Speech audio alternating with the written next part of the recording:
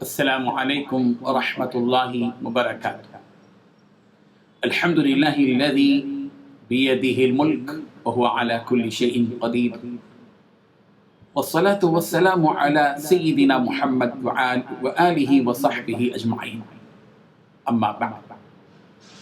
حاضرین و ناظرین، یہ درس نمبر 543 ہے۔ سورہ انعام کی 3 آیتوں کی تشریح کی جائے گی۔ آیت نمبر 66، 67 اور 68، 66، 67 اور 68۔ پہلے ہم تلاوت کرتے ہیں تینوں آیتوں کی، لفظی ترجمے اور ترجمے کے بعد تشریح کرتے ہیں۔ اعوذ باللہ من الشیطان الرجیم، بسم اللہ الرحمن الرحیم۔ وکذب بہ قومک وہو الحق قل لست علیکم بوکیل لکل نبأ مستقر وسوف تعلمون۔ وَإِذَا رَأَيْتَ الَّذِينَ يَخُوضُونَ فِي آيَاتِنَا فَأَعْرِضْ عَنْهُمْ حَتَّى يَخُوضُوا فِي حَدِيثٍ غَيْرِهِ وَإِمَّا يُنْسِيَنَّكَ الشَّيْطَانُ فَلَا تَقْعُدْ بَعْدَ الذِّكْرَى مَعَ الْقَوْمِ الظَّالِمِينَ۔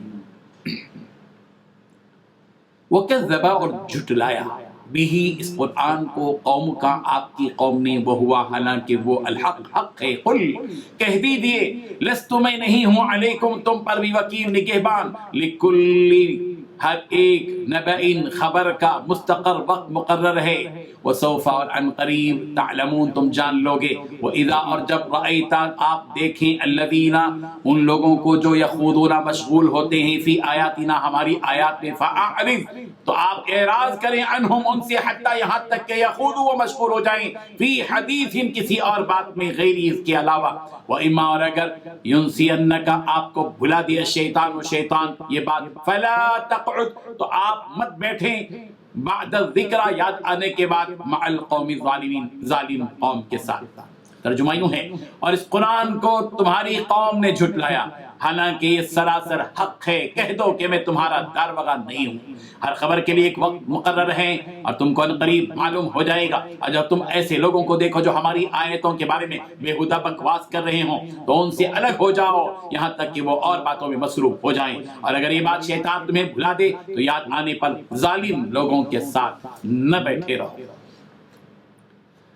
ان 3 آیتوں میں 5 باتیں بتائی گئی ہیں۔ پہلی بات، پیغمبر تمہاری قوم نے اس قرآن کو جھٹلایا ہے، حالانکہ وہ بالکل حق۔ دوسری بات، تم کہہ دو کہ مجھ کو تمہاری ذمہ داری نہیں سونپی گئی ہے۔ تیسری بات، ہر واقعے کا ایک وقت مقرر ہے، اور جلد ہی تمہیں سب کچھ معلوم ہو جائے گا۔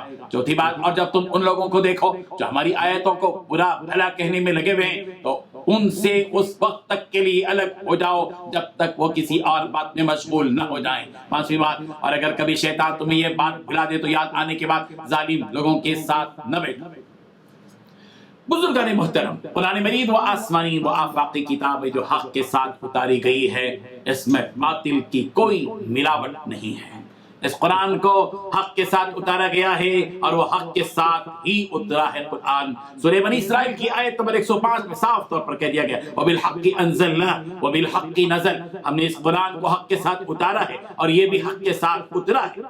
اس کے باوجود مکے کے مشرکین نے اس کتاب کو جھٹلایا۔ ظاہر ہے کہ مشرکوں کے قرآن مجید کو جھٹلانے کے نتیجے میں رسول رحمت صلی اللہ علیہ وسلم کو دکھ ہوا، غم ہوا، افسوس ہوا، تو اللہ تعالیٰ نے رسول رحمت صلی اللہ علیہ وسلم کو ان الفاظ میں تسلی دے کہ پیغمبر، آپ کی قوم نے اس قرآن کو باوجود حق ہونے کے جھٹلایا، یہ ان کا جرم ہے جو انہوں نے کیا ہے۔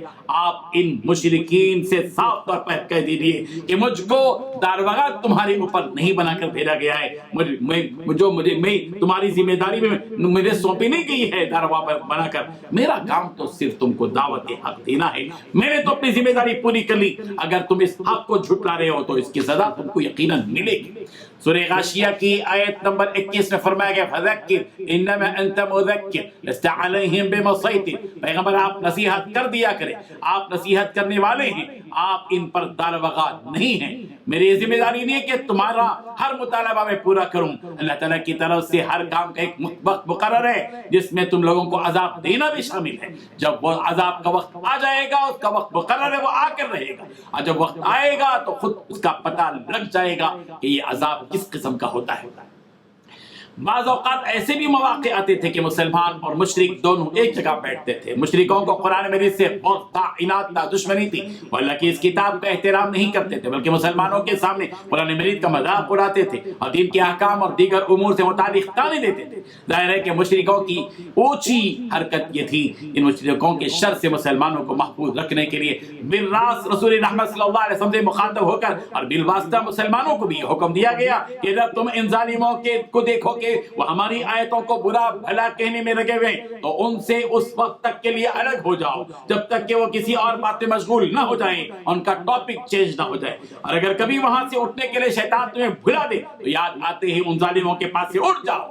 ہاں اگر وہ قرآن مجید سے مذاق والے اس کام کو چھوڑ کر کسی دوسرے کام میں اور دوسری باتوں میں مشغول ہو جائیں تو اب تم کو اس بات کی اجازت ہے کہ تم ان کے ساتھ بیٹھ سکتے ہو.